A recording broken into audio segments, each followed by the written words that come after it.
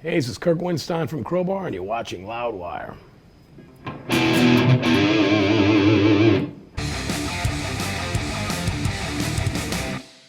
I hate to say it, Smoke on the Water. Of course, that was the first riff I really got into, and I was like, oh my God, this is heavy and all this kind of shit. You got to realize I'm almost 55 years old, so I'm from a way back older school. I mean, anything by Kiss, off of Kiss Alive 1 is really what inspired me as well. My first self-taught things I've always played by ear were probably Smoke on the Water or something, which everybody plays it differently. I actually first picked it out on my acoustic on the E strings, so I was... Then once my ear got better and I figured out it was...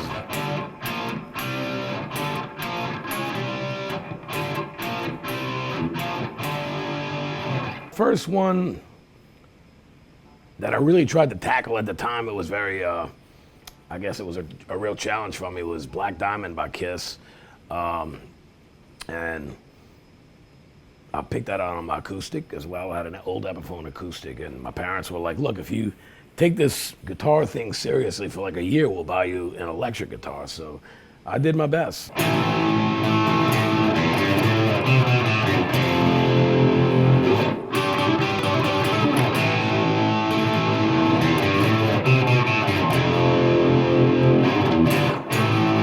Something up in that area anyway. As I got a little bit older, of course, everyone got into Sabbath, so, Iron Man and things like that, things like, and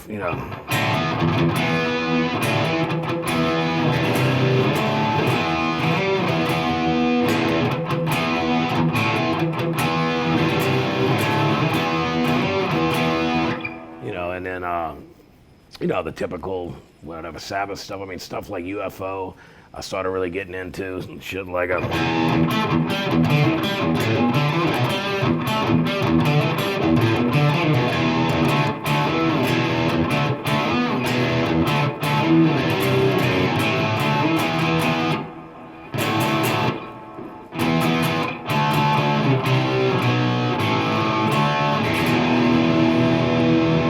like Rock Bottom by UFO there. Stuff, I got really into the guitar tone of bands like Accept, shit like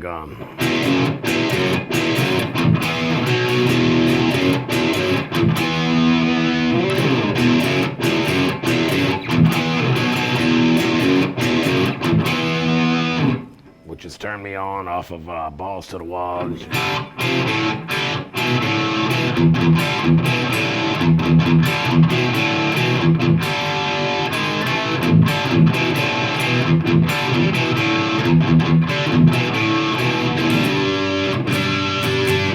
Once I got beyond, like, in all honesty, stuff like Trouble,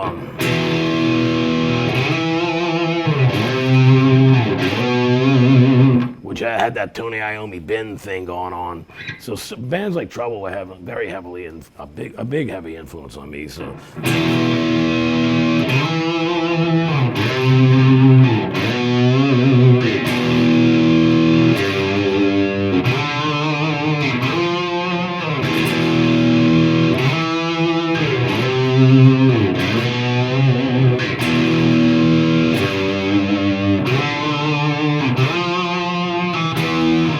As far as me personally writing, I was writing, I was a teenager, but writing stupidly simple stuff. Like I think there was a song called Tonight, which was probably like based around Kiss or something. And the first riff, I'm not kidding you, this is how bad it was, literally.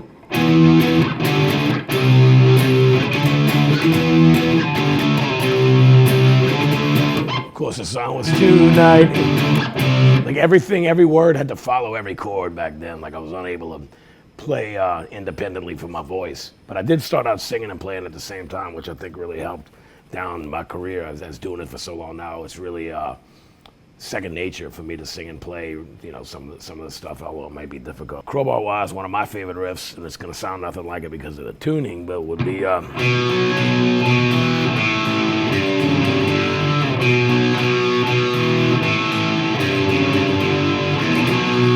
which is Planets Collide. Crowbar, first riff I've ever written was Waiting in Silence. Once again, keep in mind the tuning is not nearly the same, but that's just...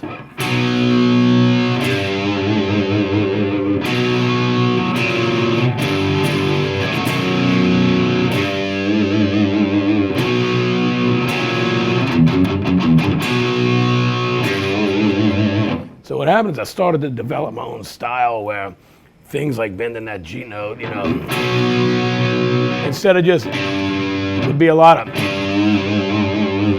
and trying to work on the vibrato, doing things like ghost bends, like shit like that. A lot of the single note, any single note is always vibrato, trying to be Iommi. So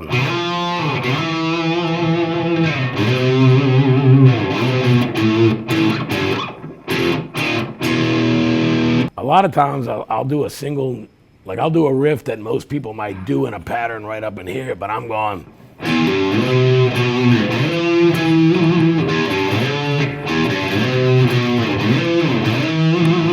Because it sounds better going. Was it? Doing it all on one string is a different sound than, you know, down picking to this day.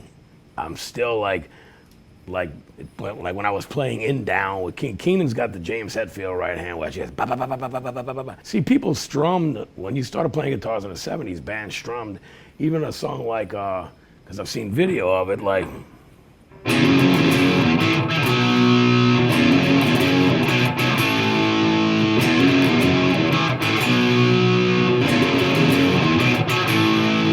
Like Cold Sweat by Thin Lizzy, John Sykes, and now he can rip the living fuck out of the solo, you know, picking up and down.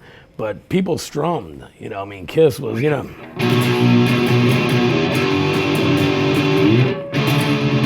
A little tuning issue there. I mean, you get the idea, though, where a guitar player strummed, and really until, I want to say almost like Metallica, or the, you know, like the first Metallica, the first, you know, Anthrax stuff, Megadeth and all that, Slayer is when the down picking thing really started coming in. But by that time, I'd already been playing guitar for 10 years. For instance, with Down, when we were doing the records, not the NOLA record, but Down 2, and the third record, and even the first EP that I was on, that one, which was the last one I did with them.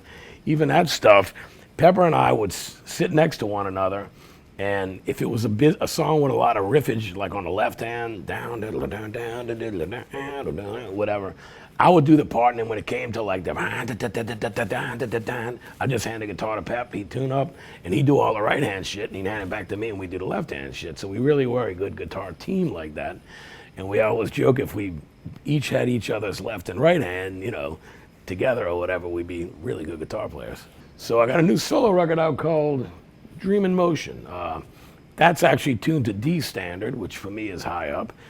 This guitar, like I said earlier, is tuned to E standard, but the song Dream in Motion main riff is just very simple, just.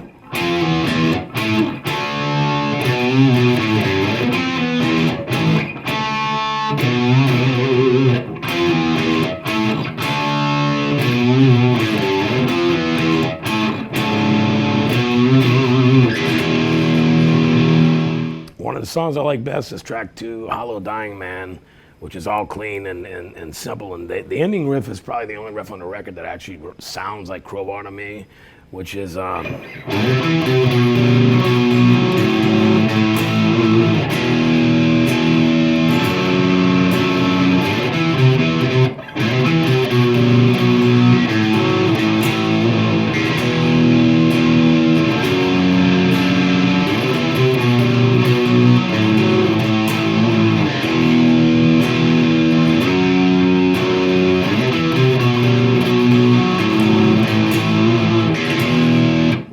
me of a Crowbar riff anyway.